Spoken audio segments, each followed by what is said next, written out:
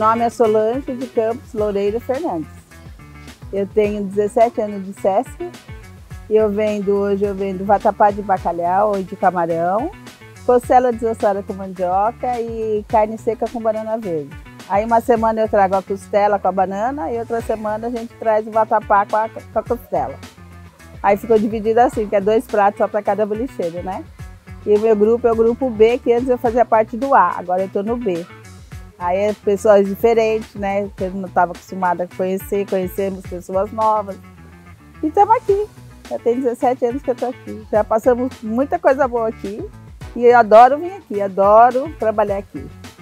Vender meus produtos, todo mundo gosta da comida, é muito bem elogiado. Todos os eventos que a Caroline chama, a gente participa. Não leva a mesma comida, mas leva outros pratos que a gente sabe fazer, né? E temos sempre sucesso, graças a Deus.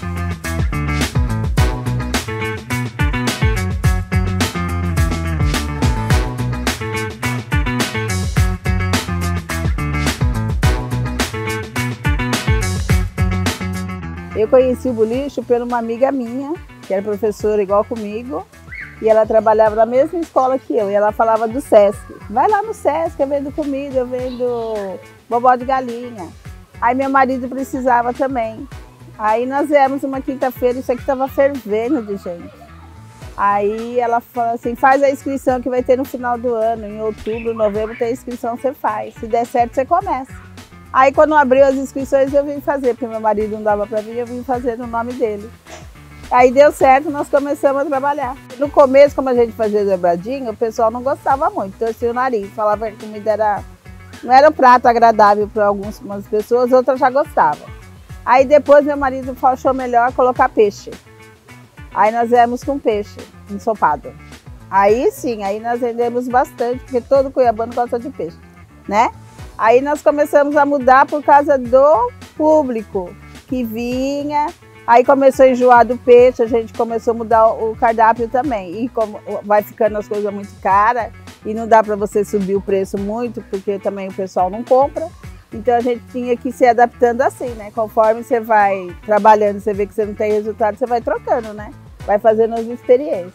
E foi assim que a gente chegou até o vatapá, nós vendemos outras coisas. O peixe, foi a costela, vendemos feijoada.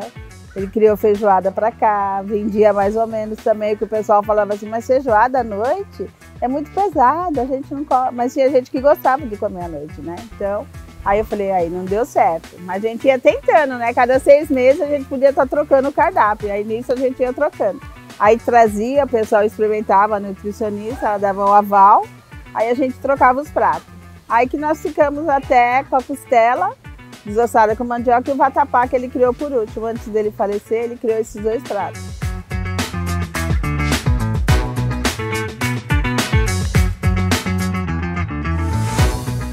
Ajuda bastante a minha vida, né? Que eu fiquei viúva, a mim e meu filho.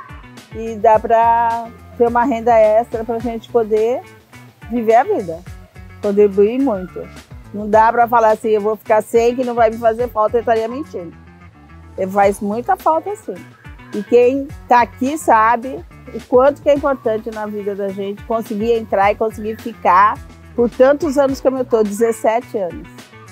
Tem gente que vem e fala, eu vou começar. Aí compra tanta coisa, faz tanta coisa, aí você vê que você não vendeu aquilo. Nos primeiros dias você não vende, você acha que você vai vender igual uma pessoa que nem está eu, as outras pessoas, vender bastante? Não vende, você vende pouco, até a pessoa conhecer você, conhecer seu produto, gostar, e ele começa a vir, vai vindo e vai vindo. E as pessoas acham que não, que é no primeiro, na segunda-feira você já vai conseguir vender tudo e sair daqui. Não é, aí muita gente desiste, não vem mais, não persiste, né? Acha que vai ser fácil, e não é fácil. Até você conseguir clientela, a gente tem que suar bastante. Não é que nem eu vendi 22 pratos, se eu fosse outro, meu marido fosse outro, eu falo, não vou mais. A gente só vendeu 22 pratos, olha o tanto que nós gastamos, não tivemos lucro de nós. Eu falei, mas o começo é assim.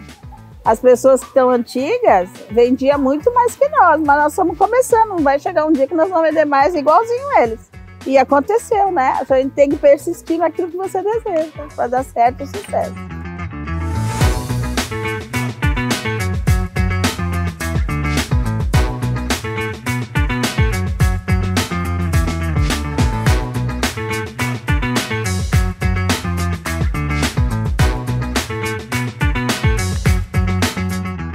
Então as pessoas chegam na sua banca e falam, a senhora veio da onde? Ah, teve gente que veio já de fora, de outro país, adorou a nossa comida. Fala, a gente não entende inglês, mas veio agradecer, fala que ela estava muito bom. E a gente faz amizade, conversa, conta caso. Então isso passa o tempo, quando vê se já é 9 horas, tá na hora de ir embora. E eu adoro conversar, bater papo, dar risada, eu vou mexo com um, mexo com o outro. Então isso para mim é maravilhoso, que você ficar em casa sem ter o que fazer, com conversar e jogar a conversa fora, não é bom? Você vir num lugar desse maravilhoso, tem música, tem atração toda semana, tem shows maravilhosos que aqui tem. Então a gente só tem que agradecer, isso aqui é maravilhoso. Meu marido sempre falou e eu confirmo com ele, aqui é o melhor lugar para o pessoal vir. De quinta-feira só dava o lixo no Cuiabá.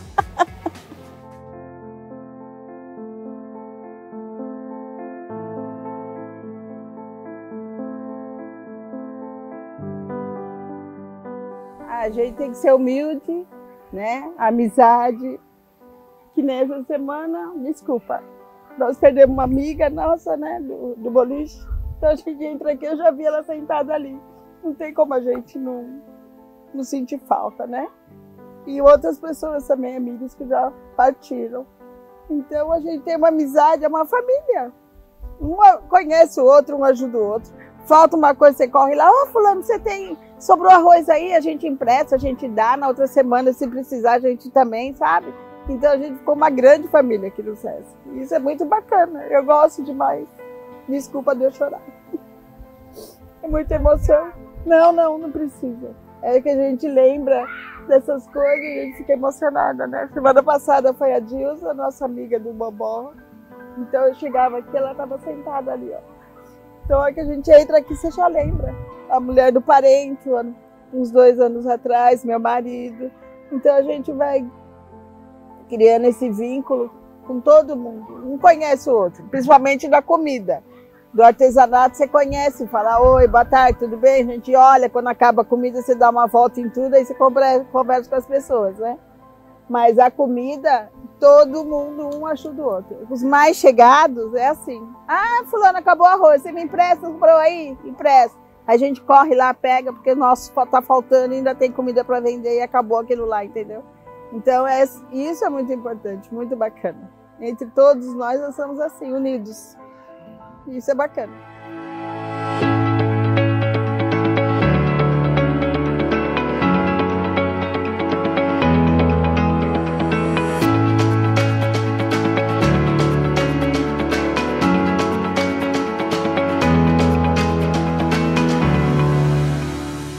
O pouco que entra ajuda bastante. Cada 2 vezes a semana que a gente vem aqui, ajuda muito, bastante. A gente sente muita falta quando não tem. Quando a gente para, que vem férias, ou então como teve a pandemia que nós ficamos em casa, né? Quando a gente conversava pelo telefone e falava, meu Deus, quando a gente vai voltar, né? Pra gente se encontrar, matar saudade, a gente não vai poder abraçar, nem beijar. Mas só de você ver aquela pessoa ali, você ficava feliz, né? E a gente ficou 2 anos trancados dentro de casa, né? Então, nós sentimos bastante. Foi muito difícil essa parte. Mas eu gosto muito daqui. Tenho muitos amigos, tanto do grupo B como do A. Quando a gente vem aqui fora da nossa feira, é uma alegria a gente rever todo mundo também.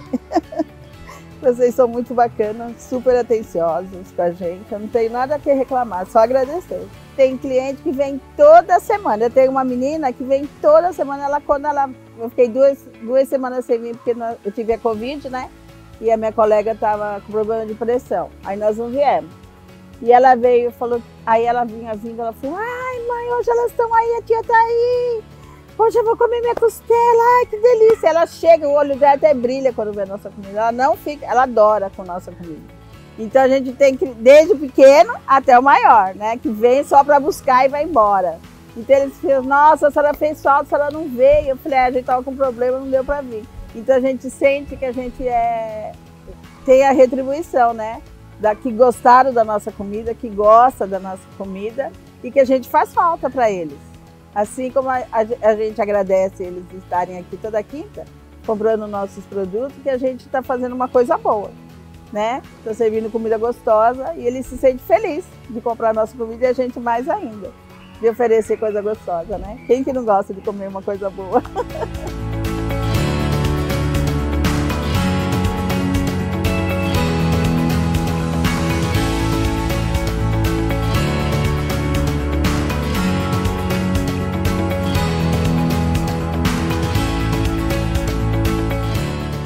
Eu fiquei muito feliz por ter recebido, né, por estar aqui 17 anos e ter colocado o boliche nesse projeto da menção de aplausos que a gente está aqui. Não foram só os restaurantes, mas lembraram de nós enquanto faz parte disso aqui, né? Não deu para chamar todos nesse evento, mas vai ter outros que vão ser também agraciados como nós, né? São mais antigos também, os novos também têm o direito de receber. Eu acho que todo mundo que mexe com comida, que tem essa alegria de receber, porque depois que você morre não adianta. Você tem que receber as coisas enquanto você está vivo, né? Então eu fiquei muito orgulhosa. Tô lá para colocar no quadro e colocar na minha casa. Que nem a pessoa perguntou, o que é boliche? Falei, boliche é aquela antiga mercearia que você ia, que lá você encontrava de tudo, né? Você quer arroz, feijão, não sei o quê, tinha tudo lá ali para vender. É a mesma coisa aqui. Só que aqui é a comida e vários tipos de comida e vários tipos de artesanato, né? Que a pessoa vem e encontra aquilo que ela quer, que ela acha que é legal. Então ela vem aqui e encontra um pedacinho de Cuiabá, com cada um com um prato, cada um com um artesanato diferente. Para mim é isso, boliche.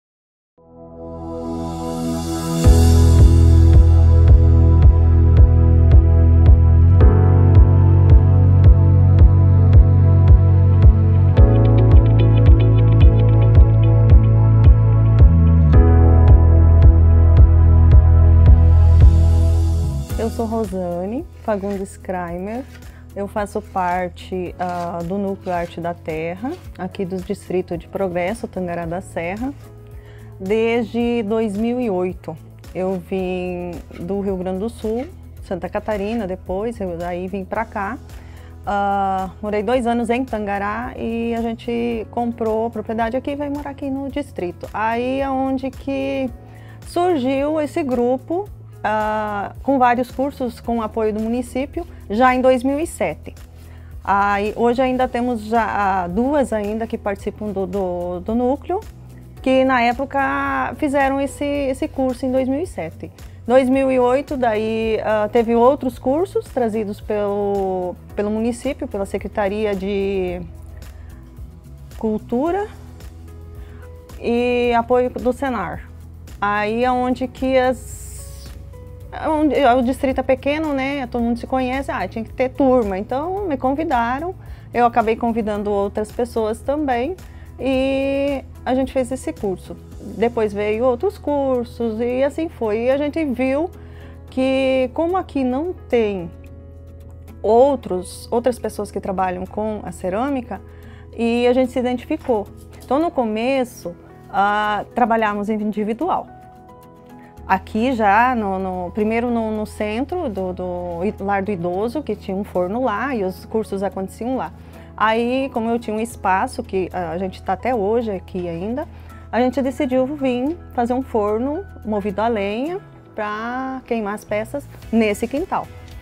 Aí, de repente, surgiu uma encomenda. E como que nós vamos fazer individual?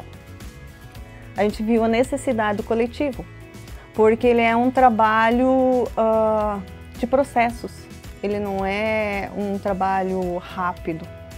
Então a gente compra o tijolo, faz isso até hoje, né? Compra o tijolo, põe ele de molho, que é o tijolo cru, põe ele de molho em tambores, e depois a gente passava, até um tempo atrás, numa peneira para tirar as pedras maiores que vêm danificar a peça no forno depois. Aí depois, agora a gente está com a máquina, né? Graças a Deus a gente conseguiu comprar a máquina. Então, fazendo esse processo, que põe o tijolo de molho no tambor, na água, depois passa na máquina, depois pega esse barro, bate ele para tirar o ar, modela as bolas, a gente diz faz as bolas, né, conforme o tamanho, o peso que vai ser a peça. Aonde depois vai para o torno, aonde tem uma pessoa no torno que faz essa peça. Tirando dali, essa peça depois vem para um descanso, para uma pré-secagem, aonde é feito o acabamento depois. Aí, depois ela bem sequinha, ela vai para o forno. Antes nós usávamos um forno a lenha. Hoje, já temos o forno elétrico desde 2017, então já facilita um pouco mais. A associação, a Soarte, é formada por 5 núcleos. Agricultura familiar, a panificação, nós da cerâmica, as meninas que fazem artesanato com tecido e as plantas ornamentais. O núcleo Arte da Terra, ele é formado por mim, Rosane, Dona Fia, Dona Maria Sebastiana, só que é conhecida por Dona Fia, a Valéria, a Orlinda. E, na verdade, de todos esses cursos, sempre eram de 15 pessoas, né? Só que, peneirando, quem teve realmente o dom e, assim, a persistência foi nós. Tínhamos mais uma pessoinha, mas aí já partiu, não está mais entre nós. A gente trabalha no coletivo, aonde que, assim, a maioria, sempre tem que ter alguém que decide, assim, toma um ponto de frente, ou, né, que está mais a par das coisas, que vai buscar algumas coisas. Mas o coletivo, a gente trabalha mais onde todas decidem. O horário, hoje eu não posso trabalhar de manhã, tranquilo, vem à tarde, hoje eu não posso, não tem problema, amanhã reponho, ou um outro dia, é tranquilo. Quando aperta sim, quando tem pedido, alguma coisa, graças a Deus que isso vem acontecendo, a gente trabalha mais. Tem dias que trabalha a semana inteira, principalmente o torno que é a produção que tem que ser produzido para nós termos o que fazer na paralelo, que é os acabamentos, a queima, passar resina ou pintar e depois comercializar. Como tem o ponto de venda, a loja na MT, então a gente já sabe mais ou menos o que o cliente busca. Então, nosso carro-chefe, assim, de grande valia é os vasos para plantas. Então, a gente sempre tem um estoque e a gente participa das feiras da Zapai, Campo Novo do Parecis, aqui de Tangará e às vezes até outras cidades. Cuiabá a gente já fez feira, Diamantino, Nobres, Sapezal. Então, quando a gente descobre uma feira com o apoio do município, aí a gente sempre vai e já sabe mais ou menos o que o cliente quer, a gente vai se organizando e vai produzindo. Inclusive, a gente deixa também, já 2 vezes, levamos peça para o Sesc em Cuiabá. Nossas peças estão com vocês lá. Então, aqui realmente é a produção que acontece naquela forma, né, que a gente vai vendo conforme a demanda e as meninas vão se organizando aqui no preparo da matéria-prima e na própria produção. E tem o comércio, a loja também, que mais eu fico lá, né? E às vezes a Penha me apoia lá, a Valéria me apoia lá. Então, conforme a gente tem a necessidade, uma vai apoiando a outra. Porque nós, na verdade, nesses anos todos, nós já somos uma família. Nós aqui é o que faz, é a nossa renda mesmo. Agora que está melhor, né? Mas já teve perrengues grandes. Então, se não, é porque a gente persiste. Nós somos persistentes e tentamos melhorar cada dia mais. Então, a gente busca novidades, peças diferentes, muita coisa, sabe? Porque se fosse sobreviver só daqui, não. Apesar de nós estar todo esse tempo no mercado, ainda tem muita gente que diz assim, eu não sabia que vocês existiam, eu não sabia de vocês. Então é assim, uma cultura que ainda tem que se trabalhar bastante. Vem crescendo, sim, a gente tem parceiros, Tangará, a gente tem lojas que a gente está produzindo peças exclusivas para essas lojas de plantas, decoração. Então, está crescendo, graças a Deus. Então, a nossa atividade para a cultura do município, eu acredito que sim, porque nós aqui temos as aldeias e a gente tem algumas peças com riscos indígenas e a própria cultura indígena, eu acho que assim, a cerâmica provém do indígena, né? Então, para o município, acredito que seja bom para nós também, porque apesar não, o bom é que a gente vai para outra cidade e leva o nome do município, né? Começou por causa que a gente faz parte do grupo do Mato, né, dos ceramistas do Mato, da Leonice Aretê, né? Então ela veio dar um curso de esmaltação para nós, onde ela gostou do nosso barro, do que a gente produzia e inscreveu a gente lá no grupo. E a gente foi inteirando com elas e já participamos daquele prêmio também, a gente foi beneficiado também do Aldir Blanc. E assim vai indo. Estamos no site também, né, do Ceramistas do Mato.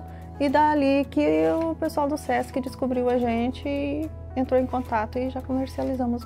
Porque o artesanato para nós é a nossa alma, é um pedaço de nós que a gente consegue transmitir, passar para alguém. Então eu acho assim, a nossa vida. Eu, ao menos particularmente, eu acho que as meninas também, porque é um comércio, é uma distração, mas juntando tudo, onde que você se completa. Eu acho assim, eu vejo que assim, o que eu me sinto é a felicidade plena do que eu faço, onde eu vivo. O nosso clima aqui é muito bom no distrito. Eu gosto daqui, eu não troco nem a Tangará, muito menos outra cidade, pelo meu distrito, não. Eu acho que é liberdade, é a natureza. Parece que você está dando vida a alguma coisa, apesar que você sabe que não é, né? Mas parece que você pega um pedaço de barro, se transforma num passarinho, se transforma numa flor, você transforma num objeto, um utilitário, alguma coisa. É impressionante, é só fazendo para saber.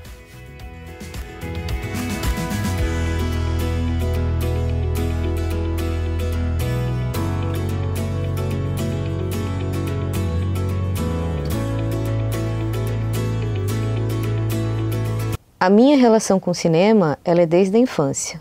Ela parte do encantamento de criança com essa caixa mágica de projeção de imagem para o pensamento de querer fazer aquilo, né? Mas não aquilo na frente da câmera. Eu sempre quis desvelar como era fazer o por trás. O cinema ele foi cada vez mais sedimentando em mim, foi encontrando também outros parceiros, né? O parceiro da TV, de entender como a gente pode ter uma TV que pudesse ter uma grade de programação educativa, não tão Star System, né? Não tão hollywoodiana, americana, não tão colonizadora. Como pensar formatos de cinema, né, para se fazer com jovens, né, formação de plateia através do cineclube. Foi aí que os festivais de cinema também entraram na minha vida, no pensamento. Eu fui cada vez mais ficando dentro daquilo que, enquanto criança, eu tinha como sonho. E aí depois, no mercado, vivenciando o dia a dia e vivenciando principalmente a realidade de se fazer audiovisual em Mato Grosso, ou a realidade de se fazer audiovisual em Cuiabá, né? Eu fui batendo numa outra tecla, né? Que na verdade eu trago desde a graduação, que é a tecla da memória, que é a tecla do registro, que é a tecla da pesquisa, porque a gente faz audiovisual, a gente registra o espaço-tempo, né? Quando a fotografia surgiu, e a gente escuta essas histórias, né? Que nas comunidades indígenas as pessoas, os índios pensavam que isso é uma liberdade poética, né? Que a fotografia ela capturava a alma, né? Assim, daquele momento. E alguns estudiosos, a fotografia, ela captura um momento.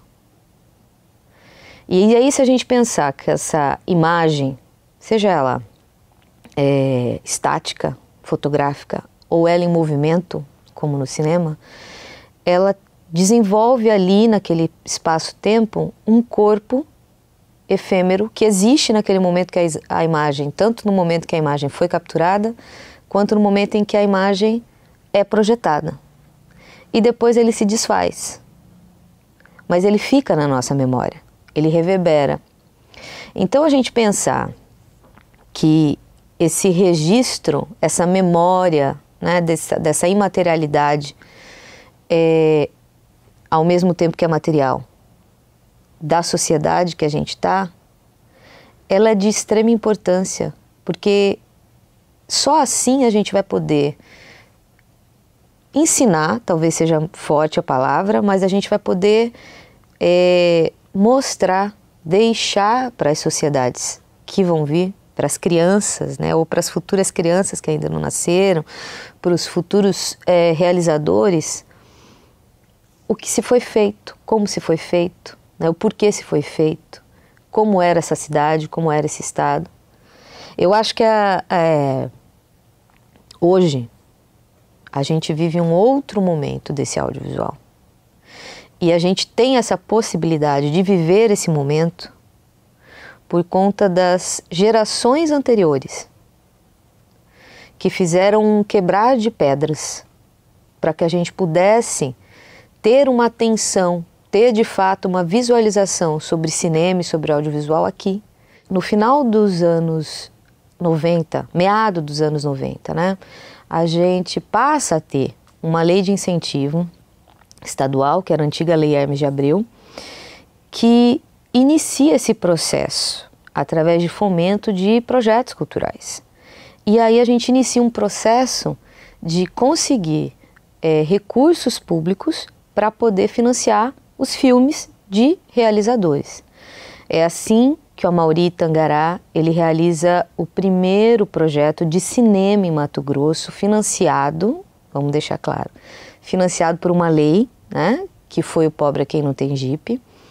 E o Amaury, depois a Glória, o Márcio Moreira, eles que são uma geração anterior à minha, eles abrem esse espaço, né, para que a minha geração comece então a entender os caminhos que eles percorreram, capacitar-se cada vez mais, né, e fazer com que a gente incomode, que seja necessário pensar nesse cinema, pensar em como fazer esse cinema, né? Se a gente olhar para trás, a gente tem o cinema de uma maneira, e aí o Luiz ele tem uma propriedade para falar, né? Mas eu não tenho como dizer isso. O cinema em Mato Grosso, ele está presente desde praticamente quando ele surgiu. A gente tem a captação de imagens em Cuiabá, que a gente pode dizer, a partir de 1923, quando Lázaro Papazian vem para a cidade. E talvez seja a pessoa que registrou a maior parte das modificações iniciais de Cuiabá. Eu estou falando de iniciais de uma capital totalmente bucólica, né, longe do grande centro, que vai passar por uma modernização. E aí uma das coisas mais emblemáticas é o registro da implosão da matriz, né, que o Lázaro registra. Do Lázaro, ele deixa isso para o filho, né, para o Gabriel, que continua esse registro de cidade. Ao mesmo tempo que aí a gente tem o advento da TV, que alguns realizadores, algumas pessoas que pensavam, né, ou que eram curiosos sobre a imagem, passam a fazer. Vem os anos 70, 80, a gente tem a Glória na TV, TVCA, produzindo materiais. Depois a gente tem a implementação do curso de comunicação na UFMT. a TV o chegando, então a gente passa a ter um outro espaço para essa produção. Percebe que são espaçamentos de décadas, mas é um movimento contínuo, né? De alguém ou de alguéms que vieram, que abriram espaço para que daqui a 5, 10 anos surjam outras pessoas que tenham esses interesses comuns e continuem, que reverberem, que multipliquem isso. Então, se a gente trazer para esse tempo pós 2000, que faz parte mais especificamente dessa geração que eu trabalho, que eu faço parte, você tem a Kátia Meirelles e o Márcio Moreira, o Luiz Carlos também, o teatrólogo, né? Marcelo Camura, que desenvolvem um projeto muito bacana, que é o Imagens da Terra, né? Onde você vai ter o registro num formato documental, que a gente pode dizer, de espacialidades e de signos da nossa cultura, né? A gente tem o registro do São Gonçalo Beira-Rio, das ceramistas, da comida típica, né? Da música do siriri, cururu, do carnaval, né? Que se fala tem muito saudosismo dos carnavais de marchinha que aconteciam aqui, nos bailes do clube feminino. Então começa esse movimento, né? A Mauri também produzindo, né? Sobre o professor Carlos Reines. Você tem o Bruno, que talvez seja a expressão de jovem de 20 anos atrás, que personifica essa ânsia e essa busca do fazer audiovisual e registrar a cidade, né? O primeiro filme dele, que é o Baseado em Fatos Reais, e o segundo, que é o Comprometendo a Atuação, são 2 filmes que trazem um registro de Cuiabá, de determinados recortes de Cuiabá, né? Que são diferentes desses recortes da Cuiabá que o Márcio, que a Kátia faziam, que o Marcelo fazia, né? Nessas séries do Imagens da Terra, por exemplo. Você tem também, na mesma época, surgindo a Bárbara Fontes, né? Que ela traz um trabalho aí muito mais macro, falando em Mato Grosso, que é o trabalho sobre o Arndt Suxdorf, né? Que é um documentário, e depois Vila Bela de Colores. Posteriormente ela tem um registro sobre o Clube Sayonara, que representava uma parte da cuiabania, né? Você tem, né, o Rômulo Fraga também, Keiko Kamura, que vem nesse início de fazer, né? Aí você tem o Leonardo Santana, você tem a Lenissa Lenza, que participaram desse momento da virada dos anos 2000, né? O Júlio Bedin, também publicitário, mas que tem essa história de realizações audiovisuais. Dentro da universidade você tem o Evandro Birello, né? Registrando Cuiabá pelo olhar de estudante, né? Que a gente tem uma obra dele que é o Passa na Semana que Vem, que foi emblemática tanto para quem é da faculdade ou para quem é daquela época, né?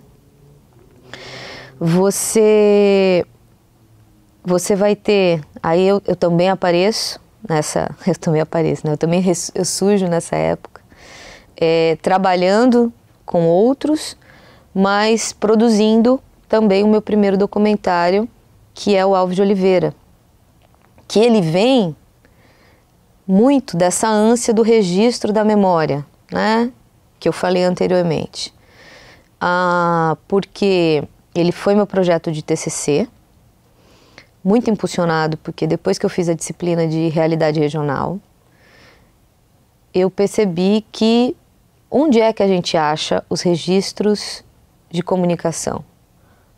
aqui, que construíram, né, o setor de comunicação, a história da comunicação. Não estou falando imprensa, estou falando comunicação de uma maneira geral. Então, por exemplo, a Rádio Voz do Oeste, que foi o grande boom, né, de comunicação que a gente tinha aqui na década final dos anos 40, início dos anos 50 e 60, ele teve um incêndio pavoroso, né, nos anos 80.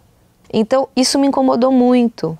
E por conhecer muito proximamente a história do Alves, né, e a importância que ele foi, a importância que ele teve na cidade, já que a gente está falando de Cuiabá, né, foi alguém que viveu para Cuiabá e amava Cuiabá, e o pensamento dele enquanto empreendimentos de comunicação sempre foi para trazer a informação e enaltecer a cidade e o povo. Então, eu surjo aí, né? Eu consigo realizar esse trabalho que eu trago da faculdade.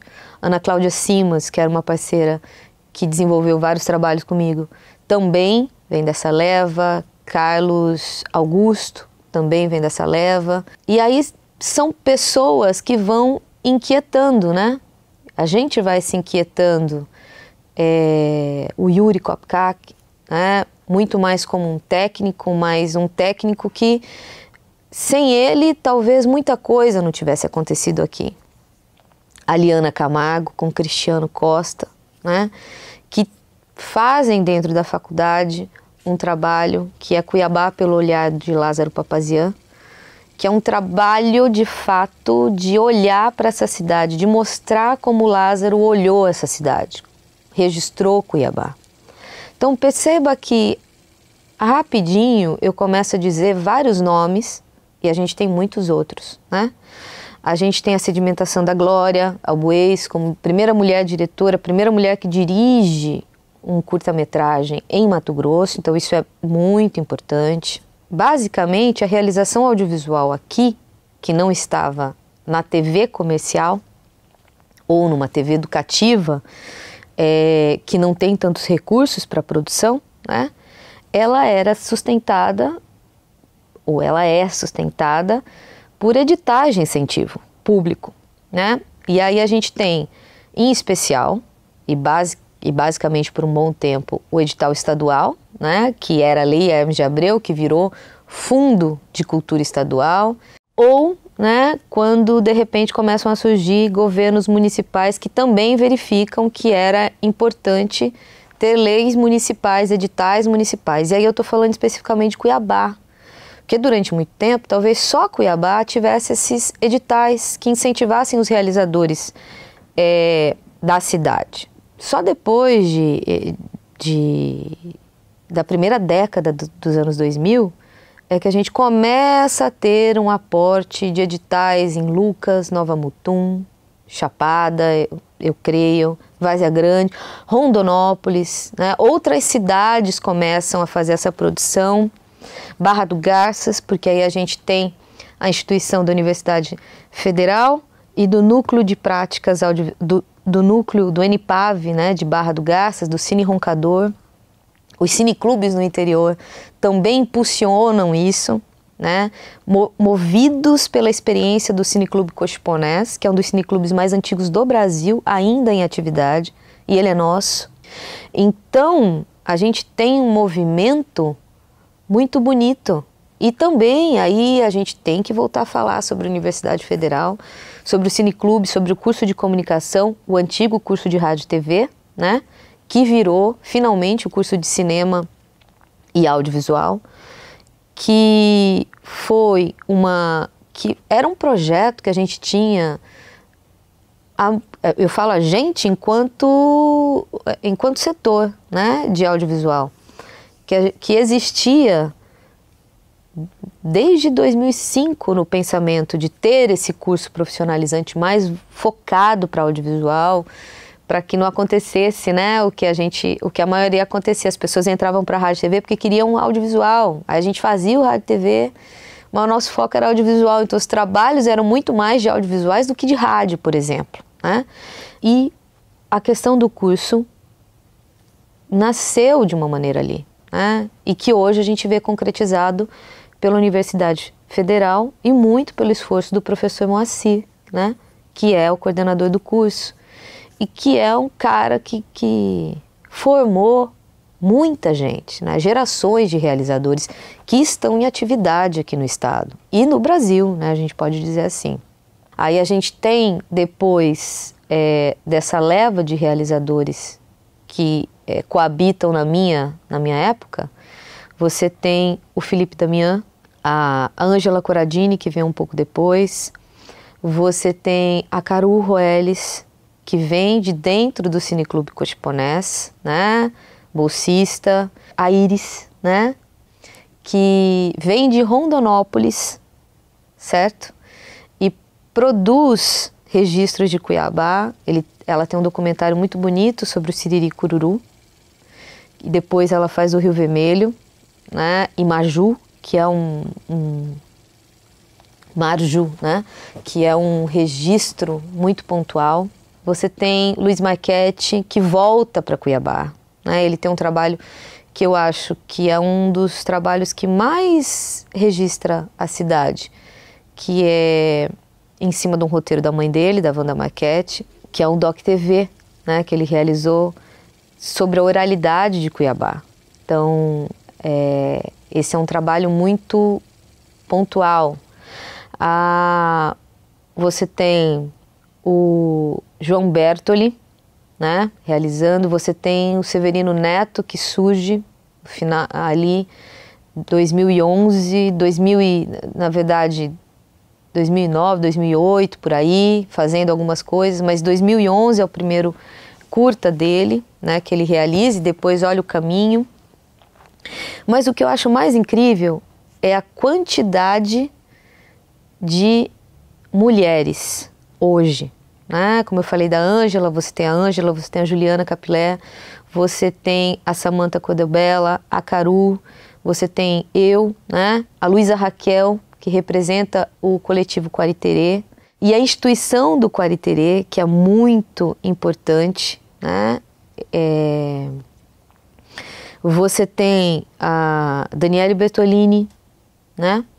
Você tem a Tati Mendes, que durante muitos anos, né, nessa parceria criativa que ela tem com a Mauri, ela produziu os trabalhos da Mauri e agora ela está na direção de trabalhos também. Olha como o movimento, né, o que eu falei, nada é estático. Esse movimento ele vai fazendo com que as coisas levantem, né, com que as coisas surjam.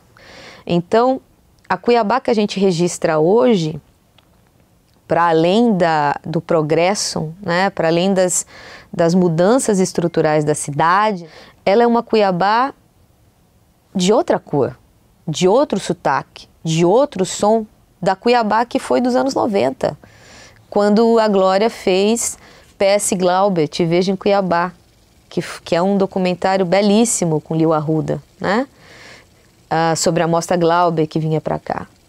Que é um material totalmente diferente da Cuiabá que eu rodei em 2006 sobre o Alves, né? Que é uma Cuiabá totalmente diferente da que vai ser daqui a 10 anos.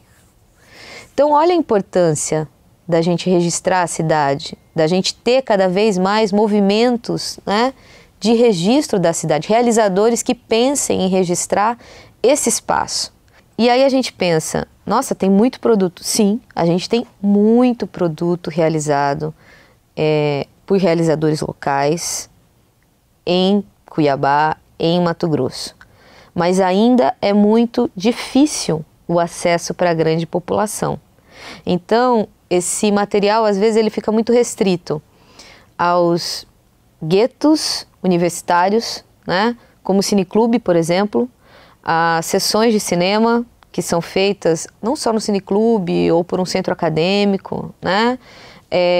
Por entidades como MT Cine ou como Quariterê, né? O Cine Teatro tem feito um trabalho, como o Sesc fez durante muito tempo e faz, né? De mostras periódicas, né? Mas aí você vê o número de pessoas que participa. são ciclos de debate sobre determinados filmes, sobre determinadas imagens da cidade, né? Ainda é pequeno, porque a amplitude de divulgação é pequena. Hoje a gente tem as redes sociais e ela basicamente está ali nas redes sociais, numa mídia espontânea, em cadernos de jornal, né, dos periódicos que a gente tem, mas a gente não tem a entrada da grande massa. E aí eu estou falando de TV, como a TV Centro-América, por exemplo. É aí que eu acho que falta, porque a gente teria uma grande janela para ver esses produtos. Logicamente organizado de acordo com classificação etária e tudo mais. Porque aí a gente consegue ver o tamanho da cinematografia que foi feita aqui. A diversidade, porque a gente também não pode pensar que a gente só vai exibir, ou nesse mainstream, exibir materiais didáticos, educativos, né? A gente tem que ver, de fato, toda a textura visual que é realizada aqui. Durante muitos anos, a gente teve o Festival de Cinema e Vídeo Cuiabá, que eu acredito a esse projeto do Luiz, um dos grandes impulsionadores da minha geração, né?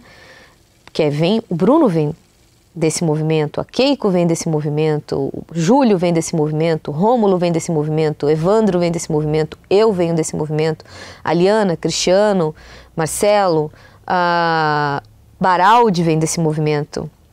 Pessoas que hoje são referências, né? Vêm desse movimento do Festival de Cinema e Vídeo de Cuiabá, que durante anos era a nossa janela de contato com filmes que eram nacionais, mas não estavam nos circuitos comerciais, e dos produtos realizados aqui.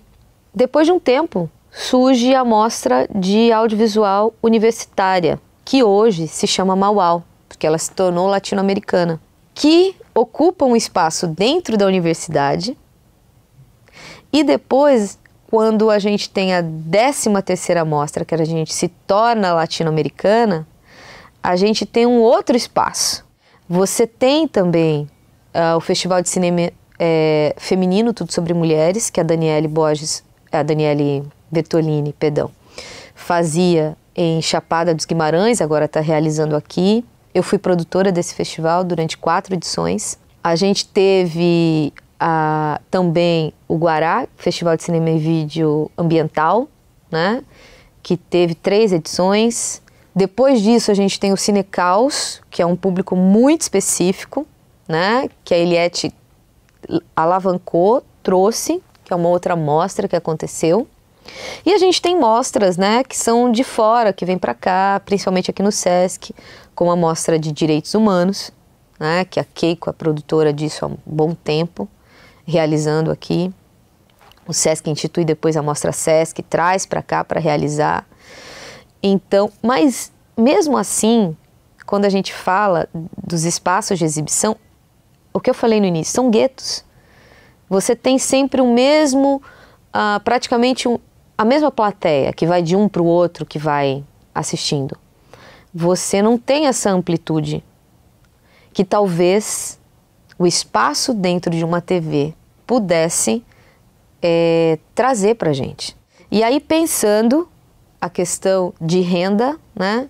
A gente vai dar espaço só para eles mostrarem, porque todo mundo faz o filme e coloca embaixo do braço. Não.